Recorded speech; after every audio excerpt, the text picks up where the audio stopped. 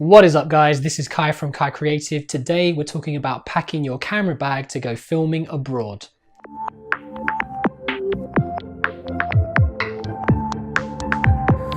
So in the past I've had opportunities to film here in London, in Europe, around Asia and also in the United States.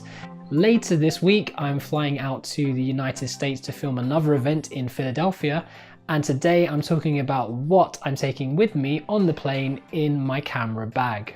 So the first thing we should talk about is the camera bag that you plan on taking with you on the airplane. So I'm taking the Think Tank Airport Essentials bag, and it has all the space and compartments I need for the bare essential kit that I plan on taking with me. I've used other bags in the past, such as Manfrotto bags, and generally these work very well. The one that I've used previously has a rib down the center, which protects it while it's in flight. One of the issues I found with the Manfrotto bag is that if you put too much kit in them, they can bulge a little bit. And I always feel like I'm running the risk of not being allowed to take it into the cabin with me when I'm on the plane. What I found with the Airport Essentials bag is that it also fits the dimensions of the economy flight services here in the UK, which makes it good as an all-rounder. So let's talk about kits.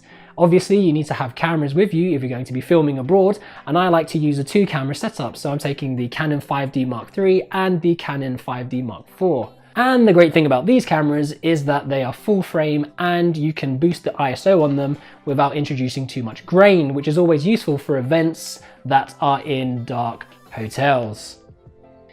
And of course, along with your DSLR cameras, you're going to need to make sure you take some lenses with you. Here I'm using the 70 to 200mm L lens from Canon, as well as the standard kit lens, the 24 to 105mm L lens. The great thing about this lens is it has a 2.8 aperture, which means it works very well in low light. It is a telephoto lens, which means you can zoom in and out, and it is generally an all-round workhorse from the Canon series. A must-have essential. The good thing about the 24 to 105mm, even though the aperture is not great, is that it shoots 24mm, which means you can get good establishing shots, especially in daylight if you go outside the hotel or the wedding venue, wherever you are, and you can get some good slider establishing shots. It's also great as a secondary safety shot in any interviews that you might be filming. As a backup, I'm taking a Canon 50mm with an aperture of 1.4, which will be extremely useful if the conditions I'm filming in get very dark. We also need to talk about sound. I always have a Rode shotgun mic mounted to at least one of my cameras to capture semi-decent sound if everything else fails. This is also useful for when I'm syncing up sound later. Generally at events like this, we will ask the sound guys or the audio guys to give us a recording of the entire event on USB sticks, and then we sync that up later using Pluralize.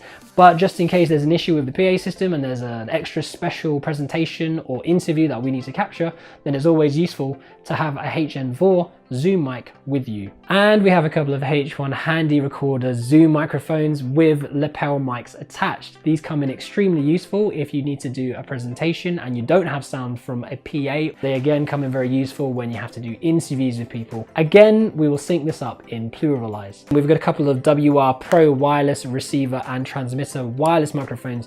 This is very useful for Vox Pops if we're moving around the event and we don't have time to clip on a lapel mic. We literally just have a microphone attached to this, and we get the interviewer to talk to the interviewee in a Vox Pop style without having to waste too much time. And we make sure we have plenty of SD cards and Canon camera batteries. It must be mentioned that some airlines do have a limit on the number of lithium batteries that you can bring with you in your hand luggage into the cabin. Some airlines will enforce this, others won't. To be on the safe side, I like to give 2 batteries to each of the members of my team coming with me to film, so that I have more than 4 batteries, 2 in the cameras, 2 spare.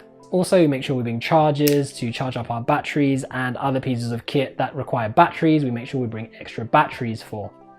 When it comes to the heavier stuff, such as tripods, lights, light stands, sliders, jib cranes, all of that stuff, last year I put it in a separate suitcase with lots of bubble wrap and carried that around with me in New York. So I had a bag full of clothes, a bag full of tripods and kit, and a camera bag, a heavy camera bag on my back. Trying to navigate the streets of New York with all of this equipment wasn't a good idea. So this year I've packed the tripods, the sliders, the jib crane, the lights, the light stands up in a box, and I got OCR to come and collect it and deliver it to the location where I'll be filming.